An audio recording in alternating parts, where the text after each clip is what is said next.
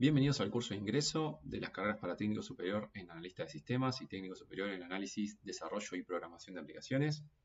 Vamos a ver el módulo de hardware de la computadora. Bien, antes que eso vamos a introducir algunos conceptos que son importantes para ir adquiriendo a lo largo de lo que va a ser, digamos, este curso de ingreso y lo que va a ser su carrera, ¿no? Para su futura profesión. Podemos definir, en este caso, un concepto muy importante que es el de sistema, ¿sí? Vamos a definir un sistema como un conjunto de elementos o componentes que se relacionan entre sí para lograr o cumplir objetivos determinados, ¿sí? Recordemos que siempre vamos a encontrar como varios componentes. Va a ser digamos, lo que nos encontramos básicamente en una computadora, ¿no? Por así decirlo, donde varios componentes van a estar trabajando relacionadamente entre sí para poder justamente cumplir un objetivo. ¿Cuál sería ese objetivo? Si hablamos en este caso de un sistema de procesamiento, con lo cual podríamos definir que la computadora es un sistema de procesamiento, vamos a necesitar una serie de entradas, un proceso, donde en ese proceso van a estar incluidos todos esos componentes relacionados para justamente lograr una salida, ¿sí?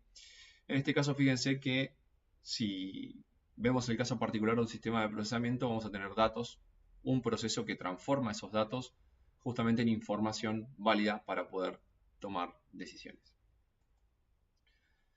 Bien, siguiendo con esto podríamos definir entonces, bueno, ¿qué es un dato? ¿Sí? Un dato va a ser un hecho o realidad que poseen poco o ningún valor en sí mismo, ¿no? Digamos que es la materia prima de la información. Cuando ingresamos a lo que es el mundo IT y la informática, empezamos a determinar y ver que la información empieza a tener un carácter binario. De alguna manera vamos a empezar a trabajar con ceros y unos. Esos ceros y unos van en un gran contexto, digamos, o agrupándolos a definir diferentes tipos de datos, ¿no? Y esos son los datos que pueden, obviamente, procesar la computadora. Dice que algunos tipos de datos pueden ser alfanuméricos, representados por caracteres, letras, números, símbolos. Otros numéricos, representados solamente por números. Imágenes, representadas por dibujos, fotos. Sonidos, representados por un tono, por ruidos. Digamos, cualquier diferentes o cualquier tipo de dato, ¿no? Que nos permita de alguna manera eh, trabajar sobre ellos y lograr, ¿sí? Información. Bien, por otro lado, la información, ¿no? Veníamos hablando un poco, son esos datos procesados a través de diferentes operaciones, relaciones, de tal manera que van a adquirir, digamos, obviamente según el contexto en el cual se esté trabajando con esos datos, va a tener un valor adicional, ¿sí? Va a proveernos de información, valga la redundancia, ¿sí? O de datos en realidad ordenados y procesados que nos van a permitir tomar mejores decisiones, ¿sí? Por eso nos basamos o nos apoyamos en lo que es un sistema de procesamiento y en este caso básicamente lo que es la computadora, ¿sí? Que la computadora es un sistema justamente, un dispositivo que acepta entradas, procesa datos, los almacena y produce salidas. Entre estas funciones principales, ¿no? Que son de procesamiento y de almacenamiento de estos datos, ¿sí? Van a trabajar diferentes tipos de componentes relacionados entre sí, como decíamos. Eh, y también teniendo en cuenta, obviamente, los módulos donde vamos a tener las entradas y las salidas.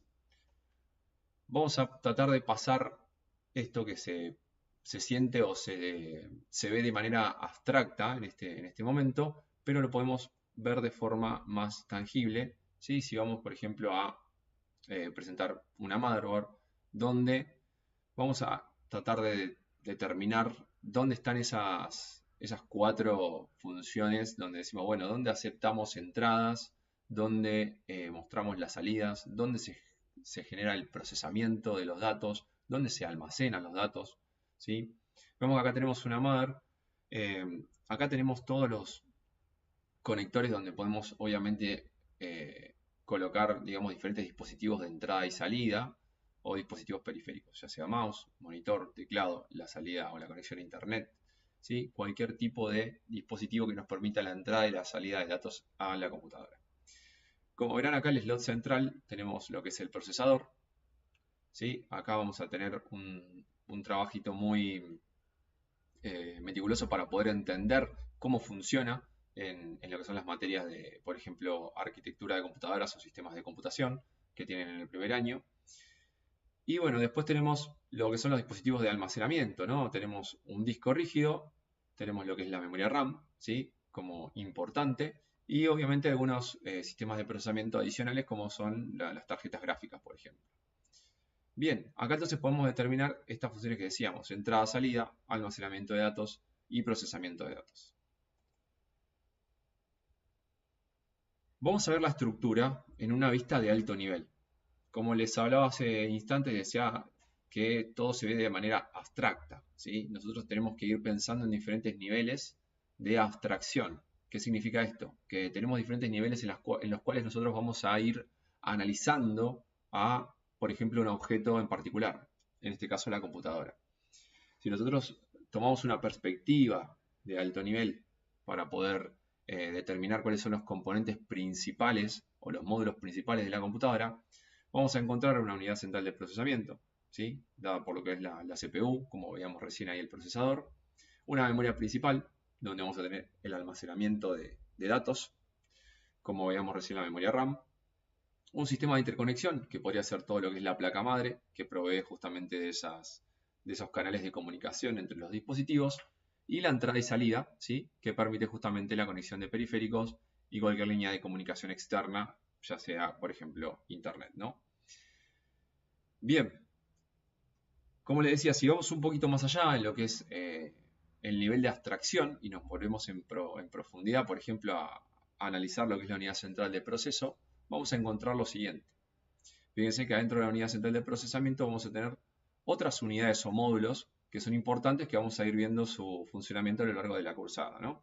Tenemos los registros, donde es un espacio de almacenamiento, una unidad aritmética y lógica encargada de hacer cálculos, una unidad de control encargada de gestionar, digamos, todo ese funcionamiento de la computadora, y obviamente interconexiones internas de la CPU que permite la relación entre todos estos módulos. Bien, para mostrar o, digamos, tener en claro algunos dispositivos, por ejemplo, periféricos o dispositivos de entrada y salida, recordemos, tenemos teclado, mouse, lápiz óptico, puede ser dispositivo de reconocimiento de voz, ¿sí? Un micrófono, mouse, teclado.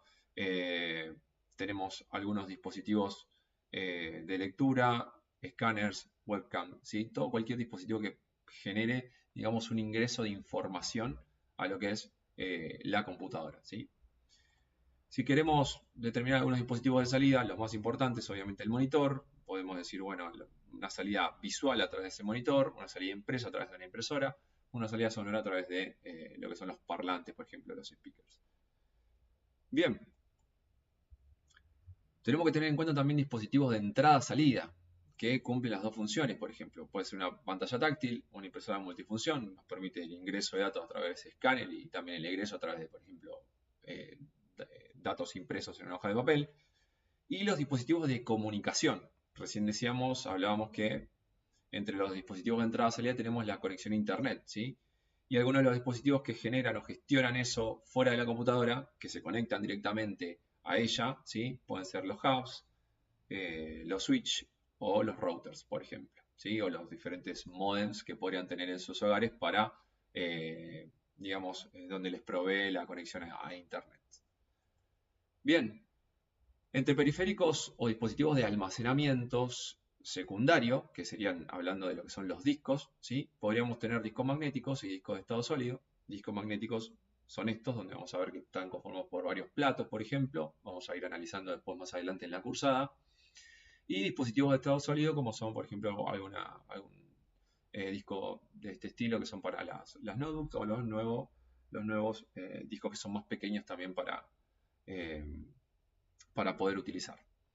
Bien, hasta acá entonces fue esta introducción, ¿sí? al curso de ingreso en lo que es el módulo de hardware. Vamos a seguir trabajando esto en la clase presencial. Nos vemos.